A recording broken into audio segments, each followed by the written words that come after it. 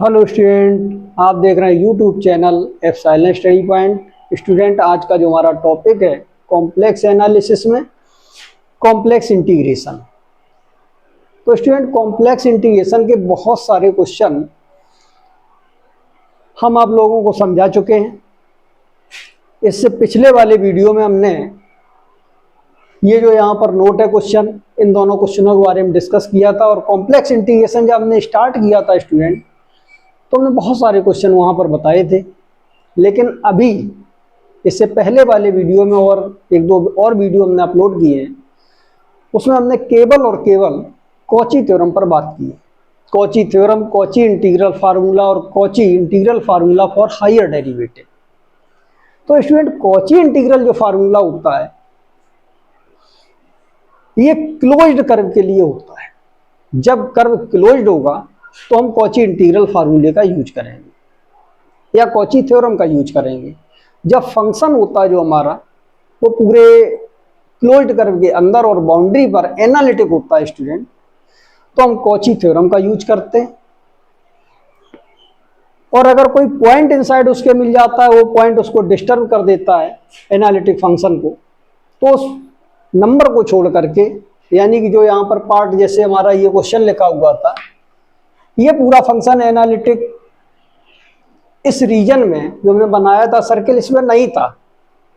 तो हमने इस पॉइंट को देखा था, ये पॉइंट इसके इनसाइड पड़ रहा था, तो हमने कहा था उस पॉइंट को रखने पर ये इनफाइनाइट बनाता है, यानी कि फंक्शन जो हमारा है वो एनालिटिक नहीं है। ये पुराना वाला वीडियो आप देख सकते हैं, इससे पहले वाला जो आज हम पढ़ा रहे हैं, इससे पहले वाला वीडियो देखें। तो ये इस पॉइंट पर एनालिटिक नहीं था स्टूडेंट। तो इस पॉइंट को छोड़ करके, यानी कि इस टर्म को छोड़ करके, इसको हमने एफ जेड माना था और इसको सॉल्व किया था। तो स्टूडेंट, हमारा फार्मूला लगा था Cauchy integral formula for higher derivative, क्योंकि यहाँ पर पावर जो है एक से ज्यादा है। तो जब पूरा फंक्शन एनालिटिक होता है स्टूडेंट, तो कॉची थ्योरम लगाते हैं। पावर एक अगर यहाँ पर है और ये पॉइंट अगर डिस्टर्ब कर रहा है, इस पॉइंट के कारण फंक्शन एनालिटिक पूरा नहीं हो पाता है, ऊपर वाला फंक्शन पूरा एनालिटिक मानते हैं और इसके कारण एनालिटिक नहीं होता है, तो स्टूडेंट हम यहाँ पर कॉची इंटीग्रल फार्मूला लगाते हैं। और अगर पावर एक से ज्यादा है तो Cauchy integral formula for higher derivative लगाते हैं। तो स्टूडेंट, कॉची के जो फार्मूले हैं ये केवल क्लोज्ड कर्व के लिए बताए गए हैं। और स्टूडेंट, हमने बहुत सारे क्वेश्चन, जब कॉम्प्लेक्स इंटीग्रेशन स्टार्ट किया था तो बहुत सारे क्वेश्चन हमने बताए हैं स्टूडेंट। वहां पर हमारा अगर कर्व क्लोज्ड नहीं है तो हम इसको कॉची इंटीग्रल फार्मूले का यूज नहीं करेंगे, वो फार्मूले यूज करेंगे, वो क्वेश्चन, वो मेथड यूज करेंगे जो हमने कॉम्प्लेक्स इंटीग्रेशन जब स्टार्ट किया था तब हमने वहां पर उस मेथड से समझाए। तो स्टूडेंट, हमारे बहुत सारे वीडियो अपलोड हो चुके हैं कॉम्प्लेक्स एनालिसिस में। एनालिटिक फंक्शन पूरा टॉपिक है, पावर सीरीज है, कॉम्प्लेक्स इंटीग्रेशन है। और स्टूडेंट, आगे और भी चैप्टरों के हम वीडियो अपलोड करते रहेंगे। और हमारे सेमेस्टर वाइज स्टूडेंटों के लिए भी बहुत सारे वीडियो अपलोड हैं, वहाँ पर सेमेस्टर के स्टूडेंट भी उसको देख सकते हैं। और प्लेलिस्ट में जाकर के देखें स्टूडेंट, प्लेलिस्ट देखना सीखें। प्लेलिस्ट में जाकर के हमारे सभी वीडियो अलग अलग टॉपिक वाइज पड़े हुए हैं। और स्टूडेंट, लीनियर प्रोग्रामिंग में assignment problem, transportation problem, simplex method, ये बीएससी फाइनल के लिए हमारी जो बुक है लीनियर प्रोग्रामिंग, उसमें ये सभी टॉपिक बहुत डिटेल में पढ़े हैं स्टूडेंट। तो आप प्लेलिस्ट में जाकर के देख सकते हैं। तो सभी स्टूडेंट इस वीडियो को शेयर कर दें, सब्सक्राइब कर दें और लाइक कर दें, ताकि हमारे आने वाले वीडियो की हर नोटिफिकेशन सभी स्टूडेंटों को मिल सके। और स्टूडेंट, आज यहाँ पर कुछ स्पेशल टाइप के क्वेश्चन हम लेकर के आए हैं। उन क्वेश्चनों को पहले नोट करते हैं, फिर उसको यहाँ पर सॉल्व करने का मेथड बताते हैं स्टूडेंट। ये हमारा जो पुराना वीडियो था उसमें ये क्वेश्चन हमने समझाए थे, इसके आगे की बात इस वीडियो में करेंगे। देखते हैं अब आगे क्वेश्चन को। तो स्टूडेंट, ये क्वेश्चन जो है लिखा हुआ है, evaluate integral along C e power A Z divided by Z minus pi I D Z, where C is, लिखा हुआ है C is ellipse, Z minus two plus Z plus two equal to 6। तो student, यहाँ पर लिखा हुआ है ये कि ये इलिप्स की इक्वेशन है।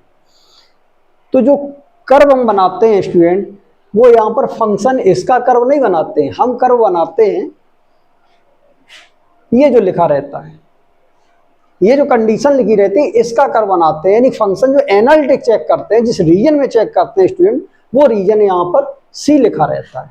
जो यहाँ पर सी लिखा हुआ है वो ये लिखा हुआ है, इसका हम यहाँ पर ग्राफ बनाते हैं और इसके बाद में चेक करते हैं ये पूरा फंक्शन उस रीजन में एनालिटिक है या एनालिटिक नहीं है। तो स्टूडेंट यहाँ पर इलिप्स पहले से लिख दिया है, अगर इलिप्स ना लिखा हो तो हम पहचानेंगे कैसे कि ये इक्वेशन किसकी है। वैसे स्टूडेंट हम 11th और 12th में इलिप्स की इक्वेशन को पढ़ चुके हैं, यानी कि यहाँ पर इलिप्स की जो इक्वेशन होती है स्टूडेंट x² / a² प्लस यहाँ पर लिखते हैं y² / b² और इक्वल टू यहाँ पर 1। और स्टूडेंट इसमें यहाँ पर मान लिया a > b है, तो इलिप्स की इक्वेशन और स्टूडेंट यहाँ पर जो इसका कर्व बनता है वो इस तरीके का आता है, ये इलिप्स बना। तो स्टूडेंट x एक्सिस पर यहाँ पर इसके कोऑर्डिनेट होते हैं a, 0, यहाँ पर लिखते हैं -a, 0, यहाँ पर लिखते हैं स्टूडेंट 0, b और यहाँ पर लिखते हैं 0, -b। और स्टूडेंट इसमें जो रिलेशन होता है उसको यहाँ पर लिखते हैं b² = a² और 1 - e का स्क्वायर। ये इलिप्स है।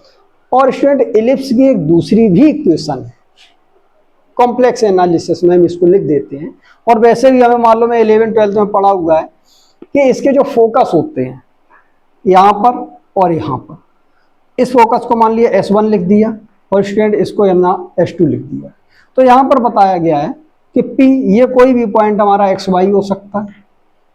और बताते हैं यहाँ पर कि P से S1 की डिस्टेंस और P से S2 की डिस्टेंस, यानी कि PS1 और PS2, अगर इसका स्टूडेंट एडिशन कर दें तो इसकी जो वैल्यू होती है स्टूडेंट ये मेजर एक्सिस के इक्वल होती है, इसके इक्वल होती है स्टूडेंट मेजर एक्सिस के।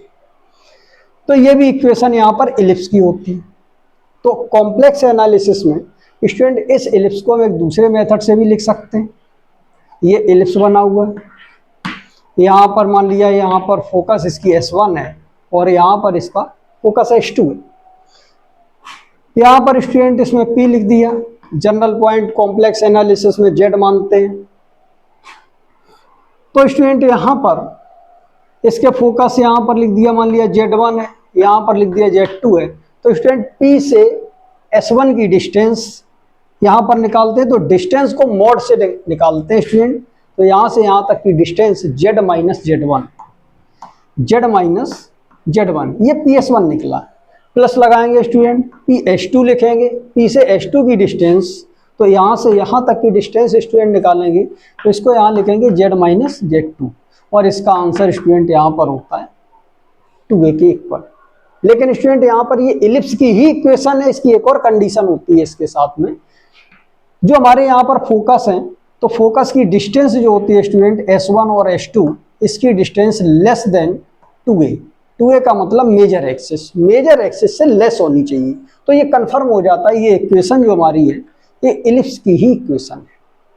तो यहाँ पर स्टूडेंट जो लिखा हुआ है इसको हम चेक करते हैं, ये इलिप्स की इक्वेशन है। कैसे यहाँ पर चेक करेंगे, तो स्टूडेंट यहाँ पर लिखा हुआ है Z - 2 प्लस यहाँ पर लिखा हुआ है Z+2 इक्वल टू यहाँ पर लिखा 6। तो स्टूडेंट यहाँ पर जो Z1 की वैल्यू है, Z1 की वैल्यू 2 आ जाएगी और Z2 की वैल्यू स्टूडेंट यहाँ पर -2 आ जाएगी। तो इस तरीके से यहाँ पर Z1 - Z2 इसका अगर डिफरेंस निकालें, यानी S1 S2 जो लिखा हुआ है, तो यानी कि यहाँ से यहाँ तक की जो डिस्टेंस है स्टूडेंट वो Z1 - Z2 होगी। और इसको सॉल्व करेंगे स्टूडेंट तो 2 माइनस का 2, तो इस तरीके से यहाँ पर mod 4, यानी इसका आंसर 4 हो जाएगा। और स्टूडेंट जो मेजर एक्सिस है यानी 2a की वैल्यू स्टूडेंट यहाँ पर 6 लिखी हुई है, तो ये कंफर्म हो गया स्टूडेंट, ये 4 जो है 6 से छोटा है और 4 जो वैल्यू है स्टूडेंट mod Z1 - Z2 के यानी कि इक्वल होती है। तो यानी कि यहाँ पर 2a greater than Z1 - Z2, यानी कि यहाँ पर लिख सकते हैं Z1 - Z2 जो है स्टूडेंट वो S1 S2 है। तो यानी कि यहाँ पर ये कंडीशन है कि S1 S2 की जो डिस्टेंस है वो लेस देन 2a है स्टूडेंट, तो इसलिए ये इलिप्स की ही इक्वेशन है। तो इलिप्स को बनाएंगे कैसे स्टूडेंट, इस बात पर विचार करते हैं। इसको देखते हैं स्टूडेंट। तो यहाँ पर इलिप्स इस तरीके का ये बना, यहां पर आ जाएगा, ये सेंटर है इसका, ये यहां पर ए लिख दिया स्टूडेंट, इसको ए डैश लिख दिया, यहां पर बी लिखा और यहां पर बी डैश लिखा। इसके कोऑर्डिनेट स्टूडेंट यहां पर देखने हैं। तो यहां पर Z1 और Z2 ये इसके फोकस है। तो स्टूडेंट यहां पर आ जाएगा, मान लिया इसको हमने यहां पर लिखा S1, तो ये Z1 आ गया। Z1 की वैल्यू यहां पर ये लिखी हुई है, और इसको हमने यहाँ पर S2 लिख दिया, तो स्टूडेंट यहाँ पर Z2 लिख दिया। तो Z1 की वैल्यू लिखी हुई है रियल नंबर 2, तो यानी यहाँ पर 2, तो इसका कोऑर्डिनेट हो जाएगा स्टूडेंट 2,0 और इसका कोऑर्डिनेट हो जाएगा -2,0। ये आया स्टूडेंट। और 2a, तो यहाँ पर 2a 6 के इक्वल है स्टूडेंट। तो यहाँ पर हम देखते हैं 2a की वैल्यू जो है 6 है, तो इसलिए a इक्वल टू a की वैल्यू 3 आ जाएगी। तो यानी कि इसका जो कोऑर्डिनेट होगा स्टूडेंट 3,0 और इसका कोऑर्डिनेट होगा -3,0। और यहाँ पर इस सिरे के अगर कोऑर्डिनेट निकालेंगे स्टूडेंट, ये वर्टिसेस निकालेंगे, तो इसमें फार्मूला लगा देंगे b² इक्वल टू वाला। तो स्टूडेंट यहाँ पर b और b डैश के अगर हम कोऑर्डिनेट निकालेंगे, तो इसमें फार्मूला यहाँ पर लगाएंगे स्टूडेंट, फार्मूला पड़ा हुआ है b² इक्वल टू a², और यहाँ पर होता है 1 - e²। तो स्टूडेंट यहाँ से यहाँ तक की वैल्यू जो ये फोकस होता है, यहाँ पर इलिप्स का जो फोकस होता है, फोकस के कोऑर्डिनेट होते हैं ae,0 और -ae,0, यानी +-ae,0, ये फोकस के कोऑर्डिनेट होते हैं इलिप्स में। तो स्टूडेंट यहाँ पर लिखा हुआ है 2 और -2, यानी कि इसका आंसर लिखा हुआ है स्टूडेंट +-2,0। इसे सॉल्व करते हैं, तो यहाँ पर स्टूडेंट ae की जो वैल्यू निकलती है वो 2 आती है, और a इक्वल टू यहाँ पर 3 आया है। तो स्टूडेंट a3e इक्वल टू 2, तो यानी कि यहाँ से जो वैल्यू निकल के आई e इक्वल टू 2/3। तो यहाँ पर student b² equal to a का स्क्वायर, तो 3 का स्क्वायर करेंगे 9 आ जाएगा, 1 - e², तो यानी कि यहाँ पर 4y स्टूडेंट 9 आ जाएगा, यानी कि b² की जो वैल्यू आएगी स्टूडेंट 9 और 5/9। तो इस तरीके से 9 से 9 कैंसिल हो जाएगा, तो b की वैल्यू स्टूडेंट ±√5 ये बनी यहाँ पर। तो स्टूडेंट इसका जो कोऑर्डिनेट होगा b का, यहाँ पर 0, √5 होगा, और यहाँ पर स्टूडेंट 0, -√5, ये कोऑर्डिनेट हो जाएंगे इसके। और स्टूडेंट इलिप्स की इक्वेशन यहाँ पर डायरेक्ट मेथड इस तरीके से निकाल दिया। वैसे स्टूडेंट इलिप्स की जो इक्वेशन है, इसको x + iy में कन्वर्ट करेंगे, इसको x + iy में कन्वर्ट करेंगे, फिर इसका हम सॉल्व करते हैं स्टूडेंट, वो थोड़ा बड़ा मेथड है, तो इस तरीके से हम यहाँ पर पहचानने की कोशिश करते हैं। तो इलिप्स बन गया। अब स्टूडेंट यहाँ पर हम देखते हैं कि ये जो पॉइंट है हमारा, डिनोमिनेटर को जब हम इस तरीके क्वेश्चन सॉल्व करते हैं, तो डिनोमिनेटर को 0 रखते हैं, और 0 रखने के बाद पॉइंट निकालते हैं, वो पॉइंट देखते हैं, अगर इसके इनसाइड पड़ता है तो फिर हम कहते हैं ये फंक्शन इस पॉइंट पर एनालिटिक नहीं है, और इसको छोड़ करके ऊपर वाले टर्म को एफजेड मानते हैं। और अगर ये इसके आउटसाइड पड़ता है तो स्टूडेंट हम कह देते हैं ये पूरा फंक्शन जो लिखा हुआ है ये पूरे कर्व पर, बाउंड्री पर और बाउंड्री के अंदर एनालिटिक है। तो स्टूडेंट इसको हम यहाँ पर डिनोमिनेटर को 0 के इक्वल पुट करते हैं, यानी जो है वैल्यू निकालनी है स्टूडेंट, इसको हम यहाँ पर लिखते हैं let i equal to integral along c, यहाँ पर लिखते हैं e⁻az डिवाइडेड बाई, यहाँ पर आ जाएगा z - πi और dz।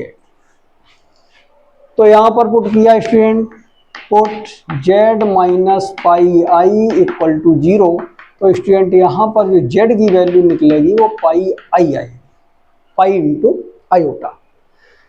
तो ये इमेजिनरी एक्सिस पर होगा स्टूडेंट। पाई की वैल्यू यहाँ पर 3.14 इंटू आयोटा इस तरीके से मिलते हैं स्टूडेंट। तो यहाँ पर इमेजिनरी एक्सिस पर पॉजिटिव डायरेक्शन में, यानी कि √5 यहाँ तक वैल्यू है, लेकिन स्टूडेंट यहाँ पर 3.14 इससे भी आगे की पॉइंट होगा स्टूडेंट, यहाँ पर कहीं ये पॉइंट होगा।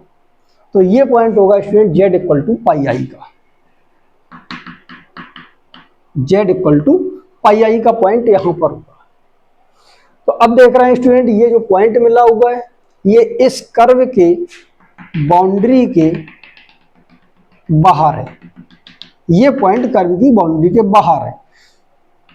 डायरेक्शन हमेशा एंटी क्लॉकवाइज बनाएंगे। तो ये पॉइंट स्टूडेंट यहां पर हम देखते हैं कि ये बिलोंग नहीं कर रहा है सी में। जो स्टूडेंट सी में बिलोंग नहीं करता है तो हम ये कह सकते हैं कि बाउंड्री के अंदर का कोई भी पॉइंट या बाउंड्री का कोई भी पॉइंट रखेंगे स्टूडेंट, कभी भी यहाँ पर जीरो नहीं बनेगा, यानी कि हमेशा आंसर देगा, यानी कि पूरा का पूरा फंक्शन हम कह सकते हैं एनालिटिक है।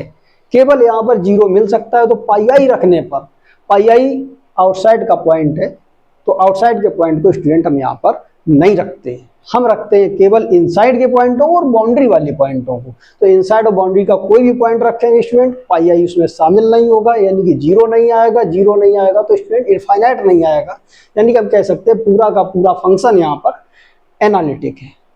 तो एनालिटिक है स्टूडेंट, तो इस तरीके से पूरे फंक्शन को यहाँ पर हम लेट कर सकते हैं F of Z, F Z equal to E power यहाँ पर ए जेड डिवाइडेड बाई यहाँ पर मिल जाएगा जेड माइनस पाई आई। तो यहां लिख सकते हैं student clearly F Z is analytic within and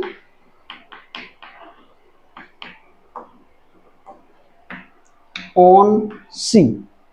जब पूरा फंक्शन एनालिटिक है तो स्टूडेंट यहां पर हम लगाएंगे Cauchy theorem, then by Cauchy theorem.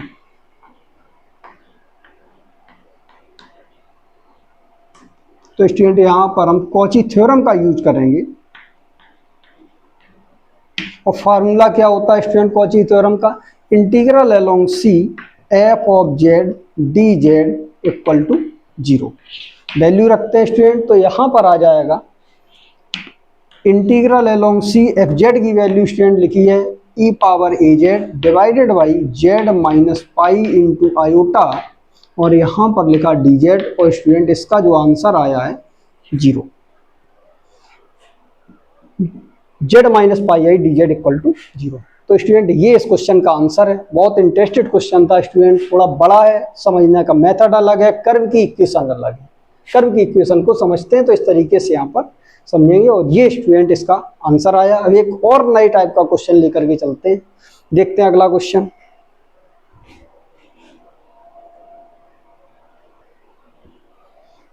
तो स्टूडेंट अगला जो हमारा क्वेश्चन है लिखा हुआ है evaluate integral along C tan Z Y two Z minus X naught का whole square D Z where C is boundary of the square. Student यहाँ पर जो सी है यानी जो कर्व की इक्वेशन है वो स्क्वायर की बाउंड्री है। अभी स्क्वायर बनाएंगे स्टूडेंट, एक स्क्वायर की बाउंड्री, इस पर विशेष ध्यान रखेंगे, स्क्वायर की बाउंड्री।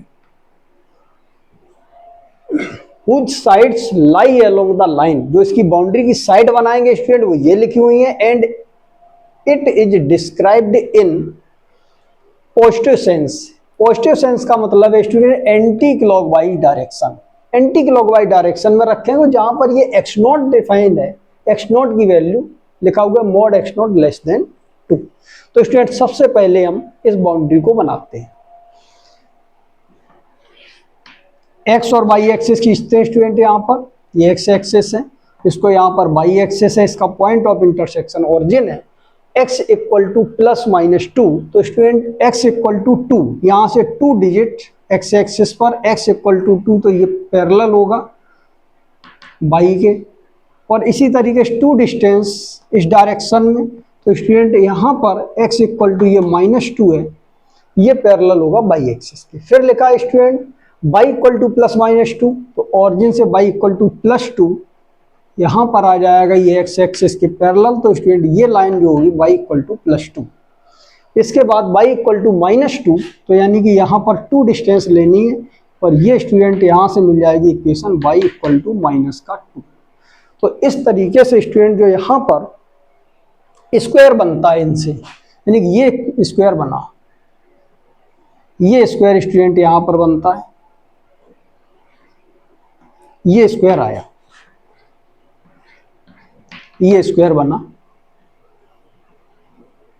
और ये बताया गया इसकी जो डायरेक्शन है वो पॉजिटिव है। तो एंटी क्लॉकवाइज डायरेक्शन हमेशा हमने बताई है, एंटी क्लॉकवाइज डायरेक्शन होगी वो पॉजिटिव होगी। तो इसकी डायरेक्शन को स्टूडेंट इस तरीके से बनाएंगे जो एंटी क्लॉकवाइज डायरेक्शन में होगी। तो यहां तक इन्होंने सी बाउंड्री बताई है, स्क्वायर की जो बाउंड्री होगी यही स्टूडेंट यहां पर सी है, ये बाउंड्री केवल शामिल होगी इसमें, ये बताई गई है यहां तक इतना, ये स्क्वायर की बाउंड्री है।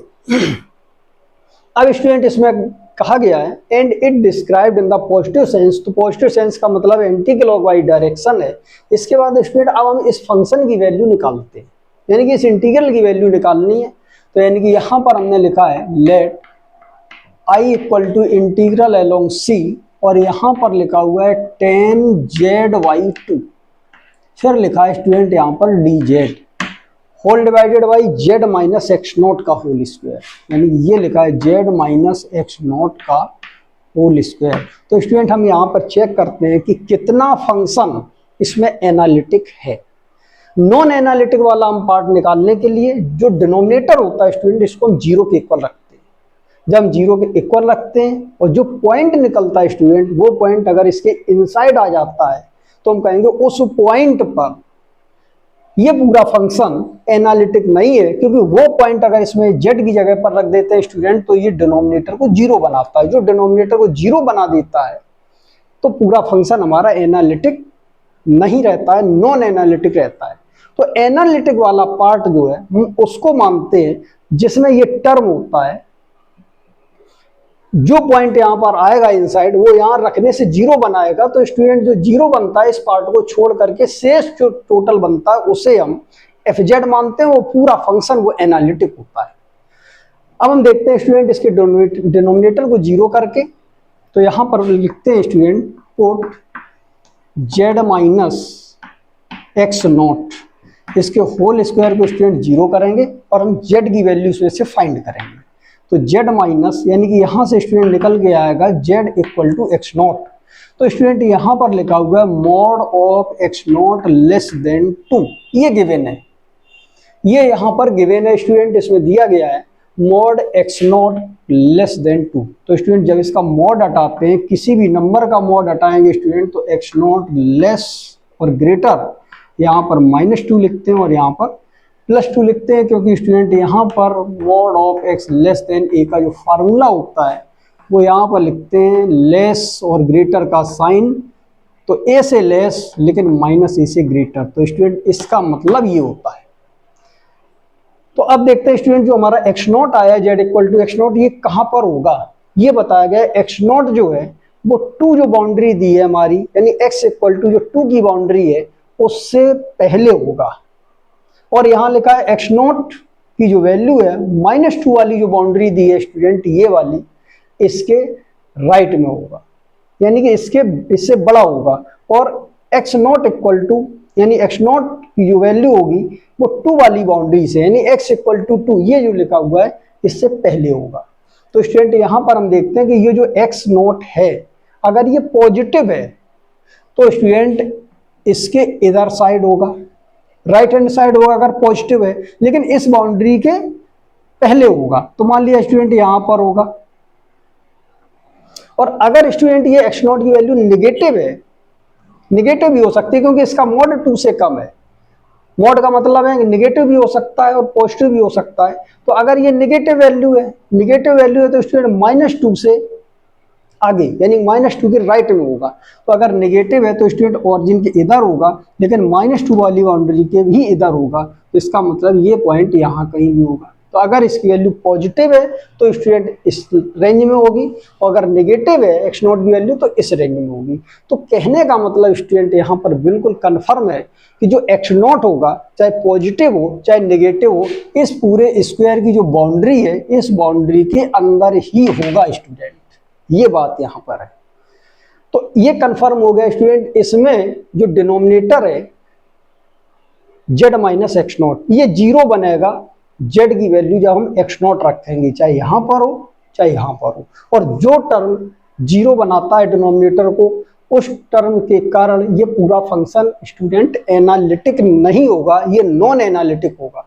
तो उस टर्म को छोड़ करके जो टोटल बचता है उसको हम एफजेड मानते हैं, और वो फंक्शन एनालिटिक होता है पूरे रीजन पर, इनसाइड और बाउंड्री पर। तो स्टूडेंट इसमें एफजेड डिसाइड करने का मेथड है कि जो टर्म जीरो बनाए इसको छोड़ो और इसके बाद जो बच्चे उसको एफजेड मानो। तो यानी कि यहाँ पर लिखते हैं स्टूडेंट लेट या टेक लिख दें, टेक एफजेड इक्वल टू, तो यहाँ पर आ जाएगा स्टूडेंट 10 ZY2, ये एफजेड होगा और ये फंक्शन स्टूडेंट पूरा का पूरा एनालिटिक होगा। ये चेक करने की जरूरत नहीं है, चेक केवल इतना ही करना है कि फंक्शन का जो डिनोमिनेटर है वो जीरो आता है, जिस पॉइंट पर वो पॉइंट अगर इनसाइड पड़ता है तो हम कहते हैं कि उस टर्म को छोड़ दें, शेष जो फंक्शन होगा वो अपने आप एनालिटिक होगा। इतना ही चेक करना है स्टूडेंट, यानी कि ये बिल्कुल समझ लें जो पॉइंट जीरो बनाता है, यानी कि जो वैल्यू जीरो निकाल करके यहाँ पर z माइनस एक्स नॉट, इसको जीरो रखने के बाद जो z की वैल्यू निकलती है वो इनसाइड पड़े तो इसको छोड़ करके इसको एफजेड मानना। अगर आउटसाइड पड़ता है स्टूडेंट तो फिर हम टोटल को एफजेड मानते हैं। अगर ये z equal to X naught होता और इस बाउंड्री के स्टूडेंट बाहर होता तो ये टोटल का टोटल फंक्शन पूरा का पूरा बाउंड्री के अंदर एनालिटिक होता, क्योंकि एक्स नॉट जो है अगर बाहर होता तो हम इसमें बाउंड्री के अंदर एक्स नॉट नहीं रखते, यानी कि बाउंड्री के अंदर हम यहाँ पर इस पॉइंट को नहीं रख सकते थे, तो ये पूरा फंक्शन जीरो नहीं होता स्टूडेंट, तो यहाँ पर एनालिटिक होता है क्योंकि एक्स नॉट बाहर है। जब एक्स नॉट स्टूडेंट बाहर होगा तो इसका मतलब इसमें एक्स नॉट शामिल नहीं होगा, तो हम एक्स नॉट इसमें नहीं रख सकते। लेकिन ये पॉइंट बाउंड्री के अंदर आया है, बाउंड्री के अंदर आया है तो इसका मतलब इस पॉइंट को भी हम इसमें रख सकते हैं, क्योंकि जो हमारी कॉची थ्योरम है या कॉची इंटीग्रल फार्मूला है वो एनालिटिक होना चाहिए बाउंड्री के अंदर और बाउंड्री के अंदर और बाउंड्री के पॉइंटों पर, यानी बाउंड्री पर और बाउंड्री के अंदर। तो यहां पर student F Z equal to 10Z/2 आ गया। तो पावर 2 है student, Cauchy integral formula higher derivative का लगेगा। तो हायर डेरिवेटिव में यहाँ पर हमारे पास जो फार्मूला होता है स्टूडेंट इंटीग्रल अलोंग सी, और यहाँ पर लिखते हैं F Z divided by Z minus A का पावर n+1 dz। तो स्टूडेंट इसका जो आंसर होता है वो आता है 2πi divided by factorial n और n a, यानी n बार डिफरेंशिएशन, जितना यहाँ पावर है इससे कम बार डिफरेंशिएशन होगा स्टूडेंट, और इसके बाद उसमें z की जगह पर a पॉइंट को रखेंगे। तो यहाँ पर स्टूडेंट स्क्वायर लगा हुआ है, तो यानी कि इसका एक बार डिफरेंशिएशन करें, n+1 है तो n बार डिफरेंशिएशन, 10 है तो 9 बार डिफरेंशिएशन, 2 है तो स्टूडेंट एक बार डिफरेंशिएशन। तो यानी कि यहाँ पर लिखते हैं स्टूडेंट f-z, तो इसका आंसर हो जाएगा स्टूडेंट 1/2 sec स्क्वायर z/2। ये डिफरेंशिएशन हुआ और इसके बाद स्टूडेंट इस पॉइंट को उठा करके इसमें रखते हैं, तो आंसर आ जाएगा f-x0 इक्वल टू 1/2, और यहाँ से मिल जाएगा स्टूडेंट sec स्क्वायर x0 और डिवाइडेड बाई 2। और अब स्टूडेंट यहाँ पर हम लगाते हैं Cauchy integral formula for higher derivative, और इसको देखते हैं आगे।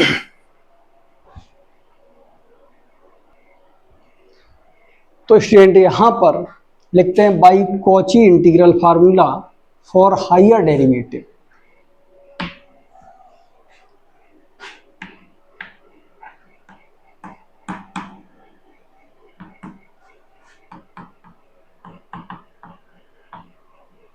By Cauchy integral formula for higher derivative.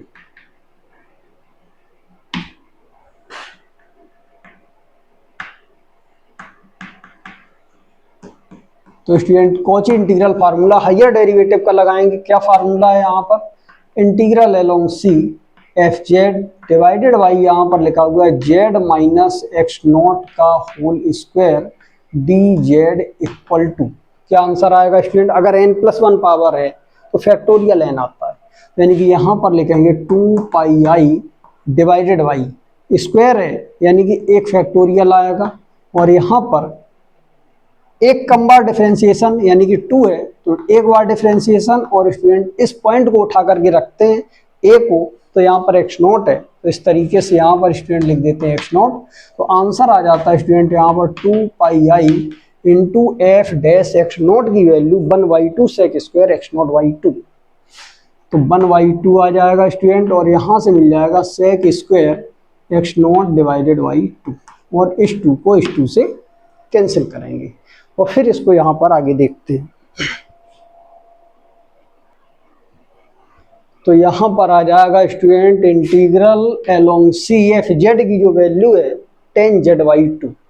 तो यहाँ पर लिखते हैं student tan z/2 divided by में यहाँ से आ जाएगा z माइनस एक्स नॉट का स्क्वायर, तो यानी कि ये वैल्यू यहाँ पर z माइनस एक्स नॉट का होल स्क्वायर dz। तो ये आंसर इसका आ जाएगा स्टूडेंट पाई आई, तो यहाँ से मिल जाएगा pi I into sec square X naught divided by 2। तो ये इस क्वेश्चन का आंसर है। तो स्टूडेंट इसी तरीके से अगले वीडियो में और बहुत सारे क्वेश्चन मिलते रहेंगे, लेकिन अगले वीडियो में कुछ नया आप सभी स्टूडेंटों को बताएंगे। बहुत इंटरेस्टेड वीडियो होगा, बहुत अच्छा लगेगा स्टूडेंट।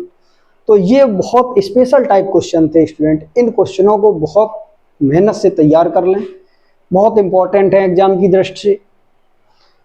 तो स्टूडेंट अगले वीडियो मिलते हैं कुछ नए प्रॉब्लम के साथ। सभी स्टूडेंट इस वीडियो को शेयर सब्सक्राइब कर दें और लाइक कर दें ताकि हमारे आने वाले हर वीडियो की नोटिफिकेशन सभी स्टूडेंटों को मिल सके, और हमारे जो वीडियो पड़े हुए हैं वो प्लेलिस्ट में जा करके देखें, सभी वीडियो उसमें मिल जाएंगे। आज यहीं तक, दैट्स ऑल।